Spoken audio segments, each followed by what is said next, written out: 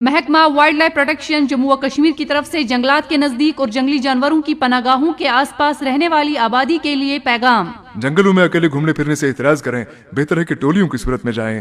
جنگلی جانور بہت سے افراد کو ایک ساتھ دیکھ کر آگے آنے سے گریز کرتے ہیں۔ جنگل یا کھیت سے گزرتے وقت ہاتھ میں چھڑی ضرور رکھے۔ صبح اور شام کے وقت جنگل کی طرف نہ جائیں کیونکہ انہی اوقات پر ریچھ اور تیندوے زیادہ سرگرم ہوتے ہیں۔ جنگلی جانور نظر آنے پر نہ شور مچائے اور نہ ہی ان کا پیچھا کرنے کی کوشش کرے۔ مال مویشیوں کو چراگاہوں یا جنگلات میں لیتے وقت 2-4 افراد کو ان کی نگہداشت کے لیے رکھیں اور جنگلی جانوروں کے ممکنہ حملوں کے پیش نظر آواز پیدا کرنے والے آلات ساتھ رکھے۔ اپنے گھروں کے آس پاس کوڑا کرکٹ، کھانے پینے کی اشیاء کے باقیات اور گلے سڑے مواد جمع نہ ہونے دیں۔ جنگلی جانور ان کے لالچ میں آگے آ کر آپ کے لیے خطرہ بن سکتے ہیں۔ اپنے گھروں کے آس پاس روشنی کا بھی اچھا انتظام کرے۔ تیندوے، ریچھ یا کسی اور جنگلی جانور کو دیکھ کر نہ خوفزدہ ہوں اور نہ ہی شور مچائیں۔ آپ کے ایسا کرنے سے جنگلی جانور خود کو غیر محفوظ سمجھ کر حملہ کر سکتا ہے۔ ہدایات پر عمل کیجیے اور اپنے جان و مال کا تحفظ یقینی بنائیے۔